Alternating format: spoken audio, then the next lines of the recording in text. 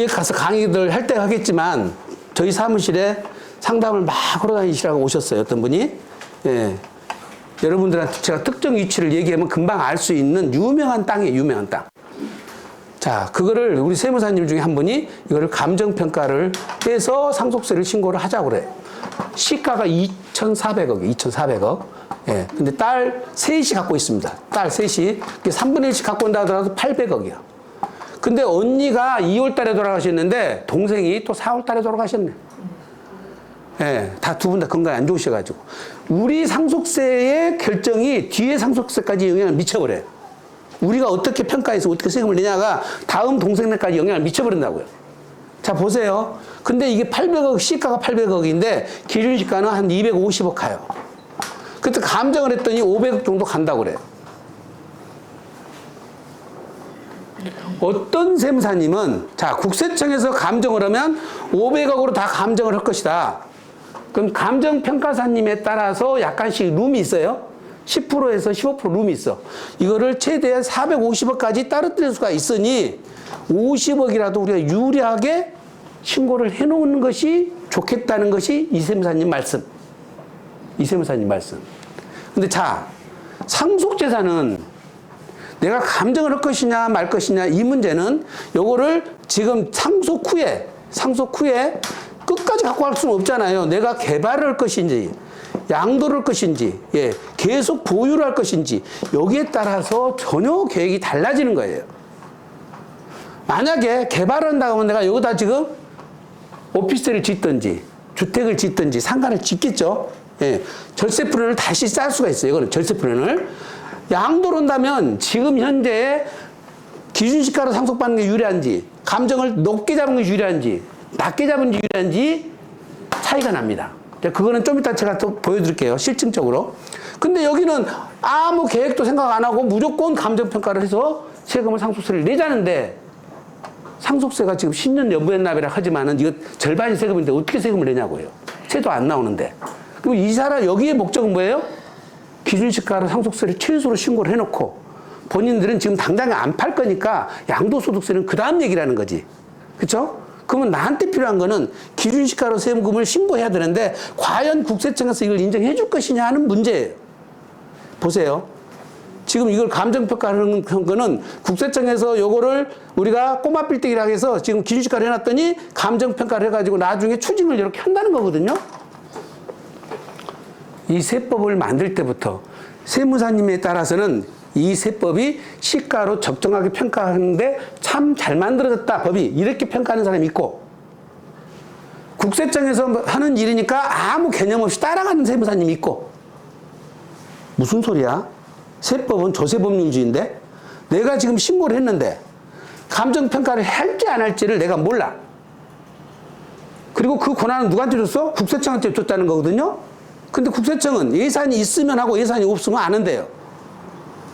그러면 어떤 일이 벌어져요? 이 건물과 이 건물을 상속받는 시기에 따라서 또는 거기 결정하는 세무공무원에 따라서 손에 따라 세금이 달라져 버리죠. 이거는 가장 중요한 인간이 가장 두려운 게 뭔지 아세요? 살아보시니까 뭐예요? 사람이 가장 두려운 게 뭐예요? 사람이에요? 뭐예요? 세금, 여기서 세금 얘기가 안 되고. 아니, 그냥 근본적으로 살아보시니까 인간이 가장 두려운 게 뭐예요? 예상할 수 없는 일이 일어나는. 그거예요. 예측 불가하는 것이 가장 두려운 거예요. 그거를 조금 제가 하는 소리니까 이제 잊어버리시고 이 예측 불가능한 일을 예측 가능하게 만들기 위해서 인간이 신을 만들었다고 해요. 보험제도를 만들었다고 그래요. 그래서 국가가 하는 일은 인간을 불안하지 않게 만드는 것이 첫 번째 일이라고, 첫 번째. 그게 조세법률주의예요, 조세법률. 이게 어마어마한 사건이잖아요, 그죠? 근데 국가가 뭐라고? 네가 신고해봐. 100억에 신고했는데 내가 감정하면은 200억, 안 하면 100억. 근데 하고 안 하고는 내 맘이야. 그리고 예산도 내가 잡아놨는데 예산이 다 떨어지면 안 해. 어느 해는 예산 다 써버리고, 어느 해는 예산 남아들고. 사람에 따라 형평성이 안 맞잖아요. 이게 법적 안정성이라는 게 없잖아. 예측 가능하지 않잖아요. 이게 절대적으로 법이 잘못된 거예요. 그러면 우리 같은 사람은 딱 봤을 때 무슨 소리야? 아니, 국세청에서 기재부에서 법을 이렇게 만들어서 시행을 한다고? 그게 지금 옳은 방법이야? 우리는 과세 받으면 무조건 소송부터 할게. 싸워봐야 돼. 그리고 이거는 절대 우리 안 진다는 확신이 있었어요. 재판하니까 이미 재판하니까 1심에서 국가가 패소를 했다고요. 1심에서 국가가 패소를 했다는 얘기는 뭐예요? 잘못하고 있다는 거잖아요, 지금. 그런데 뭐예요? 나는 기준시가를 신고를 해놨어. 근데 자기들이 감정평가를 해서 이렇게 세금을 추징해. 내가 소송 가면 이길 수 있는 확률이 80%, 90%가 넘는다고요. 근데 본인이 스스로 알아서 450으로 신고를 해버려. 싸울 수가 없어, 그거는. 네가 알아서 했잖아, 네가. 겁을 줘놓고 겁먹은 사람은 이렇게 해버리면 요거는 내가 소송 대상이 안 돼버린다니까. 그럼 450으로 신고를 해버리면 세무사는 어떡하란 말이에요, 그 양반은. 구제 방법이 없는 거예요. 어떤 사안의 접근 방식이 이렇게 달라요, 시각에 따라서. 이렇게는 세무사님이 잘못됐다고 볼 수 있나요? 잘못된 게 아니잖아요. 이렇게 갈 바에는 차라리 이게 가는 것이 선택이 옳았다고 볼 수도 있죠. 자, 끝까지 가서 소송 가서 패소했다면 이것이 옳았죠. 가서 내가 이길 수 있다면 이게 옳았나요? 세금을 200억에 대해서 100억을 더 냈는데, 지금 당장에. 그 기회비용만 얼마인데, 이자가 얼마인데, 지금. 그래서 우리가 갖고 있는 재산에 대한 선택권. 여러분들은 지금 사업을 하시면 다 아시겠지만 부가세라든지 소득세라든지 법인세라든지 이거는 다 어떻게 돼요? 수익금액이라는 매출액에 따라서 그 다음에 경비에 따라서 세금이 달라지는 항목들이에요. 수익금액은 이미 결정됐는데 수익금액을 줄이는 방법은 뭐예요? 누락시키는 방법. 경비를 늘리는 방법은 뭐예요? 없는 경비를 갖다가 집어넣는 방법. 가공경비라고 그래. 근무도 안 한 자기 와이프 갖다 집어넣고 딸 갖다 집어넣고 아들 갖다 집어넣고 그런 것들로 해서 세금을 줄이는 거예요. 이거는 절세 대책이라는 표현을 안 써요. 그래서 절세란 말을 쓰면 안 되는 거예요. 이게 왜 절세 대책이에요? 탈세 대책이지. 그쵸? 여기는 절세 대책이란 말이 성립되지 않아요. 근데 제가 지금 여러분 양도와 같은 부동산과 관련된 부분은 절세 대책이란 말이 정확하게 맞아떨어져요. 구조를 어떻게 짜냐에 따라서. 아까처럼 이런 일이 벌어지잖아요. 제가 예를 하나만 더 들어볼게요.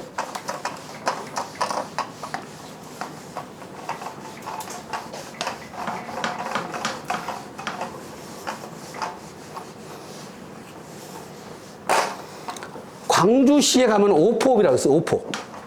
아세요? 오포? 예. 요게 푸드코트라고 요즘에 뭐예요? 그 식자재만 판매하는 몰이 생겼더라고. 요걸 팔았는데 요것을 100억에 팔았어. 예. 그런데 여기 양도세가 30억이에요. 그런데 제가 상담을 시작을 해서 현장을 가서 봤더니 여기 기가 막히게 78세, 76세 남자 두 분이 갖고 있어요. 그러니까 장남, 차남. 예. 두 분이 갖고 계시는데 이렇게 30억 남은 돈을 70억을 어디다 사용하신대요 하고 물었더니 원래 집안이 여기가 7남매. 아들 둘에 딸이 5이 있어요. 5녀가 있었어. 근데 이때 상속받았을 때 아버지가 딸들은 하나도 안 줬어. 안 줘버리고 아들 둘만 준 거예요. 그 아들 둘은 일반적으로 내 거라고 생각하고 둘만 나눠가면 되죠. 100억에 70억을 둘이 나누면 35억씩 나눠가면 되는데 이 두 양반이 또 기가 막힌 양반들이에요. 형님이 동생한테 아버님 우리 돈만 이거는 가져가면 안 되니까 딸들 오녀한테 절반 우리 아들들이 절반 갔어요. 요렇게 나누기로 하신 거예요. 그러니까 어떻게 35억을 딸들한테 7억씩 준 거지. 이렇게 나눠 간다는 것이 기막힌 집안 아니에요? 이렇게 하늘에서 이렇게 착한 사람들한테는 뭔가 절세 방법을 줘야 맞잖아요.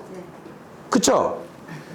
그래서 내가 이 사실을 알고 절세 방법을 짰더니 세금이 원래 7억에 대한 증여세까지 따지면 5명한테 7억씩 줬으니까 여기까지 따지면 여기 또 증여세가 7억 5천이에요. 이게 30억 플러스 7억 5천 증여세를 따졌더니 얼마예요? 37억 5천이 나오는 거예요.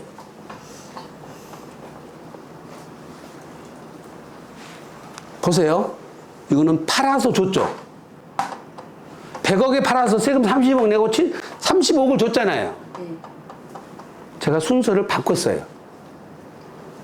50억, 절반을, 100억을, 50억을 사전 증여해.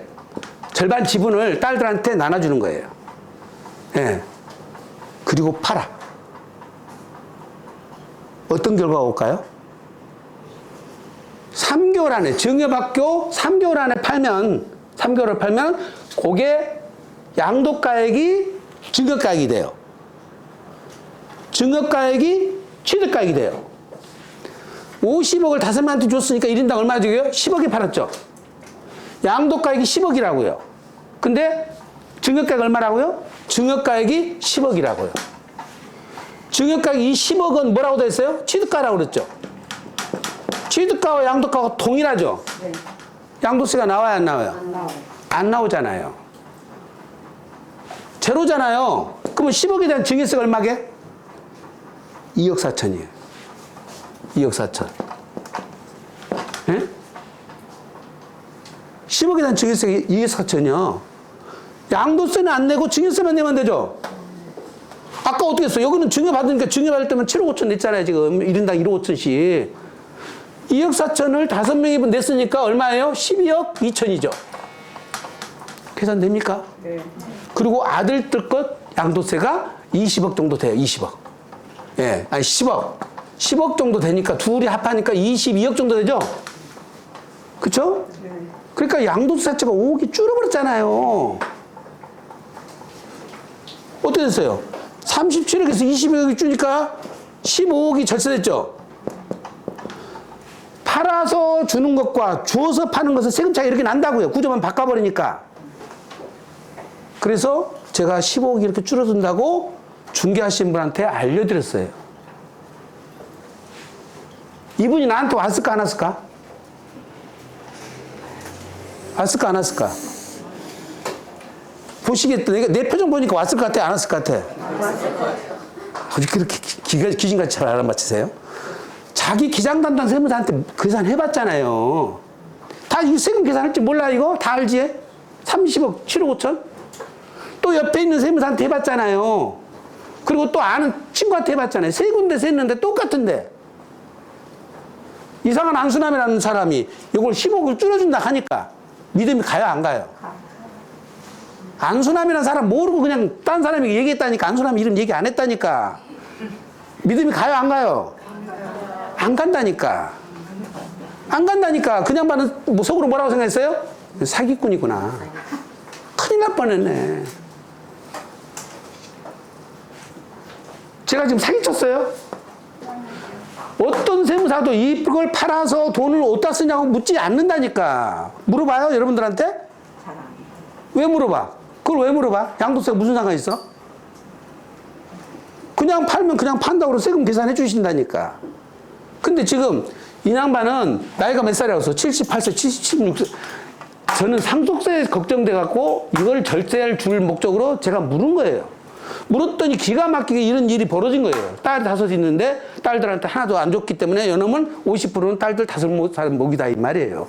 이걸 미리서 주었기 때문에 이 플레이 나오는 것이지 안 주고 억지로 주는 거 다 뺐으면 이건 말도 안 되는 거예요. 또 그거는 안 되는 일이라니까. 예, 이렇게 착한 사람이니까 방법이 나왔다고요. 그래서 여러분들은 부동산을 처분하실 때 이 양도소득세 문제만 갖고 생각을 하시면 안 돼. 이거 지금 제가 2주 전에 상담한 케이스만 하나만 더 내가 말씀을 드려볼게. 왜 제가 여러분들한테 이런 얘기를 하냐면 여러분들은 지금 딱 한 가지만 생각하고 한 가지만 얘기해서 요구를 하면 딱 그거는 담당 세무사님은 그것만 해줘요. 내가 지금 하나 하기도 복잡해 죽겠는데 하지 않은 얘기까지 부탁하지도 않는데 얘기했다 실수나면 어떡하려고. 안 해줘. 압구정동 현대아파트 앞에 지금 주상복합 건물이 30억짜리가 있어요. 30억짜리가. 예.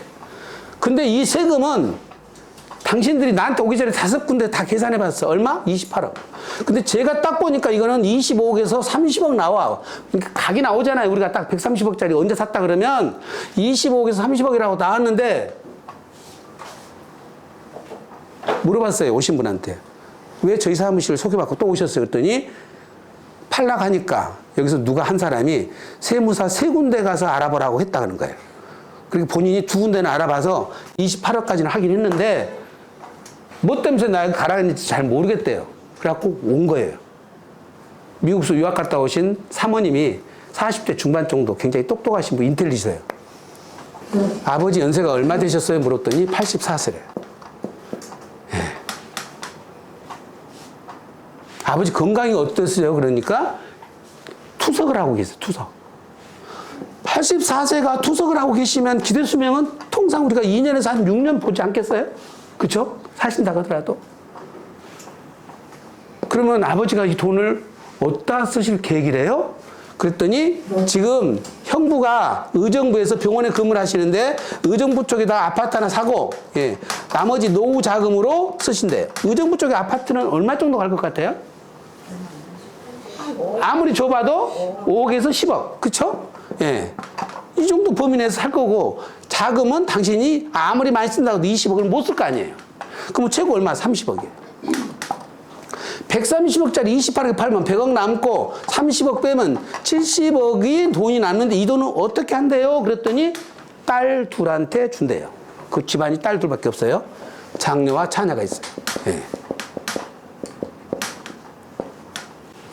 제가 여기까지 물었을 때 차녀가 얼굴이 조금 표정이 이그러지기 시작해. 아니 세무사님 양도세 지금 계산하는데 왜 자꾸 이상하게 꼬치꼬치 다 물으세요? 제가 이제 결혼했냐 안 했냐부터 이제 물으니까 거기서부터 이제 조금, 예. 결혼 다 했죠. 그래서 그러면 현재도 배우자가 그대로 있냐 없냐 그러니까 아니 지금도 같이 살죠. 그래서 같이 산대. 이게 네 사람들이 있으면 네 사람이 배우자 그대로 다 있는 집안은 힘들어. 꼭 그 중에 한 명이 안 가거나 갔다가 돌아오거나, 그죠? 예. 아니 이거 배우자를 물어보니까 그때부터 조금 이제 기분이 안 좋은 거지, 언짢은 거지. 아니 너무 사생활까지 왜 물어보냐는 거예요. 그래서 제가 지금 묻는 거는 양도세 얘기를 하려고 묻는 게 아니지 않냐. 아버지 연세가 84세라며. 아버지는 지금 양도세는 우리에게서 똑같다. 지금 10년을 못 사시면 지금 다시 증여세, 상속세가 다 똑같이 들어가는 거예요. 지금 다 문제가 돼요. 안 팔아야 돼요, 그러면. 이건 안 팔아야 되는 거예요. 팔면 이런 재앙이 만난다니까, 지금. 이거 기준시가 35억밖에 안 돼요, 지금. 갖고 있어야지, 그럼 상속세 얼마 안 되잖아요. 왜 팔아, 이거를. 세금 이렇게 30억씩 내면서. 팔 이유가 없지. 그냥 전세 빼갖고 가서 의정부에서 사시면 되지. 그렇잖아요. 이거 지금 파는 것은 재앙이라고요, 지금. 양도 시기가 적절치가 않아요. 이거 대안이 없으면 팔면 안 된다고요. 그래서 지금 이걸 여쭤보는 건데, 불편하시면 여기서 중단하셔도 된다. 그리고 세금 그냥 내시고 가시라고. 근데 조금 이제 내 말이 조금 수긍이 됐나 보죠? 그러면 자, 딸들하고 주는데, 딸들만 준다 갑니까? 배우자도 줄 수 있다 갑니까? 아버지의 마인드가 어떠냐 이 말이에요. 어떠냐 말은 꼭 내 핏줄밖에 안 주는 사람이 있어요. 여러분 중에도 그런 사람이 한 48% 되네. 아들, 딸은 주는데 며느리 사이는 못 주겠다는 거예요. 지금 어떻게 믿고 주냐는 거예요. 사내 못 사네. 나도 근데 사내 못 사네. 나도 모르겠어. 나도 몰라요. 사실은. 근데 여러분들이 어떻게 알아? 근데 하여튼 다 준대. 그럼 손자가 있냐? 여기가 2명 있고 여기가 1명 있어요. 손자, 손녀까지 주냐? 그러니까 거기도 다 준대. 자, 그러면 여기 차녀가 오셨으니까. 그러면 당신은 당신 배우자한테 아버지가 주는 것에 동의를 하시냐? 그러니까 동의를 한대. 언니도 동의를 하냐? 언니는 동의 안 할 거래. 왜요? 어쨌든 형부랑 믿음이 그렇게 신뢰가 굳질 않대요.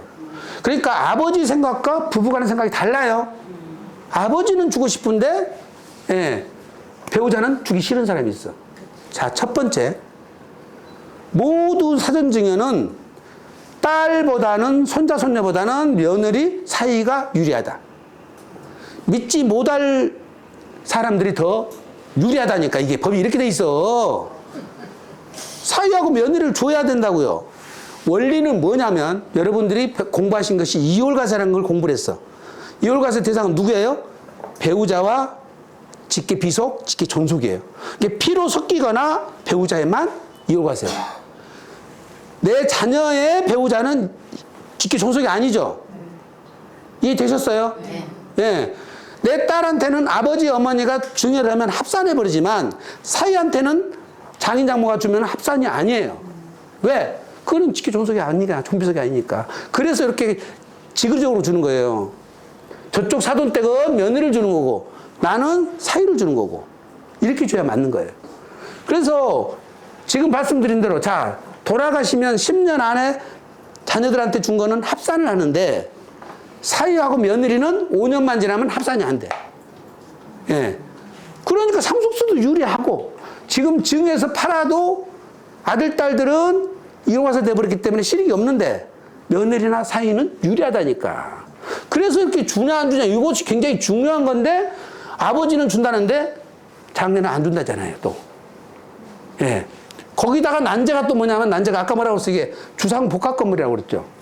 주상복합 건물인데, 1층, 2층, 3층, 4층이에요. 이게 4층 건물이 약간 적어. 요거는 주택이고, 요거는 상가네. 사전 증여를 해서 팔아야 세금이 절세가 되는데, 또 문제가 생겼어. 요렇게 증여를 해보려고 하니까, 아버지 주택 요 부분이 비과세 받을 부분들이 딸한테 가니까 비과세가 안 돼버리는 거예요. 세금이 늘어나 버려. 예. 늘어나 버려. 28억에 해서 8억 정도 늘어나 버리는 거예요. 그러니까 이런 플랜을 짜볼 생각을 못 하는 거예요, 일반 세무사님들은. 근데 아까 제가 뭐라고 그랬어요? 이거는 구분 등기를 해서 요 놈만 요렇게 주는 거예요, 요 놈만. 요 놈만 자녀들한테 주고, 요거는 아버지가 그냥 갖고 계신 거예요. 어떻게 가능하냐고요? 이거를 단독 건물로 하면, 지분으로 증여를 하면 이렇게 세로로 주는 거예요. 세로로 준다는 뜻은 뭐예요? 주택과 상가가 같이 넘어가 본다고. 그런데 주택은 주면 안 된다고 그랬잖아요. 이건 비과세니까 안 줘야 되는데 요놈까지 같이 넘어간다니까. 그걸 안 주는 방법 뭐라고? 이거를 요렇게 구분을 한대. 구분을. 주택 따로, 상가 따로. 요것만 주고 요거는 아버지가 갖고 가시는 거예요. 그러니까 그게 절세가 되면서 같이 이렇게 되는 거예요. 지금 그냥 팔아갖고 28억 양도세 내고 끝나면 이런 복잡한 컨설팅을 왜 필요하겠어요? 왜? 그냥 파시면 끝나. 그냥 일반 세무사님들 가시면 똑같이 다 28억 나온다고 계산해 주는 거예요. 여러분이 각자 내가 나이가 몇 살인가를 한번 따져보시고 내 건강 상태를 봐서 내가 남은 기간이 여생, 기대 수명이 얼마 남았는지를 스스로 냉정하게 평가하세요. 나는 절대 안 죽는다. 이렇게 생각하지 마시고. 그래가지고 제가 권하는 거는 자, 4분의 1, 4분의 1, 4분의 1, 4분의 1을 나누시라고, 내동분을. 이렇게 나누시고 세 번을 증여하셔. 요게 60대 증여하시고, 요게 70대 증여하시고, 요게 80대 증여하시고, 요게 89세에서 95세 사이에 딱 돌아가시면 돼. 그리고 요거는 상속으로 받는 거예요. 상속으로. 내 몸을 가볍게 만들어서. 왜 10년 단위로 끊어지느냐? 증여세가 10년 단위로 합산이 돼요. 공제도 합산이 되고. 예. 배우자도 6억씩 공제가 10년 단위로 공제가 받는 거예요. 배우자 공제를. 이건 다 하시잖아요. 12억 공제 받으려면 기간이 얼마 걸려요? 11년, 11년. 강의를 들은 사람은 11년, 안 들은 사람은 20년. 진짜 안 사람은 10년 하루. 이해 가셨죠? 네. 왜 11년이 틀렸는지 이해 가셨죠? 네. 예. 이렇게 줄 거 있으면 미리미리 주시라고. 미리미리. 그래서 이렇게 나누어셔야 되는데, 내가 지금 나이가 벌써 50대다 그러면 이 구조가 제일 정확해요. 미리 다 주면 얘들이 어디로 튈지 모르잖아요. 그쵸? 그래서 요렇게 계획을 짜서 가시는 것이 제일 좋겠다. 증여 플랜을 짜시되, 지금 파는 것이 물건이 있으면 요거는요, 시간이 많으면 많을수록 절세 플랜이 많이 나와요. 첫째, 시간이 많을수록. 두 번째, 수증자가 많을수록. 세 번째, 내 마음이 오픈되어 있을수록 플랜이 많이 나와. 그러니까 아까 말한 대로 내 마음이 딱 내 새끼밖에 나는 못 줘. 이러면 안 되고, 그리고 내가 눈 감기 직전에 줄 거야. 이런 양반도 안 돼. 예. 그래서 여러분이 갖고 있는 재산 상태가 정확하게 이 우리나라 부동산 경기 상황에서는 8년이면 배로 확장됩니다. 8년이면, 이게 8년에서 10년 걸려요. 내가 지금 50억 갖고 있다. 그런데 8년 되면은 배로 확장된다. 100억 재산이 돼요. 한번 여러분들이 되돌려 보시면 알아. 압구정 현대아파트가 정확하게 8년마다 더블 쳤어요. 8년마다. 예, 한번 계산해 보시라고. 예. 그래서 우리나라는 아파트를 기준으로 보면 거의 8년마다 예, 배로 늘어났다. 요게 기본이에요.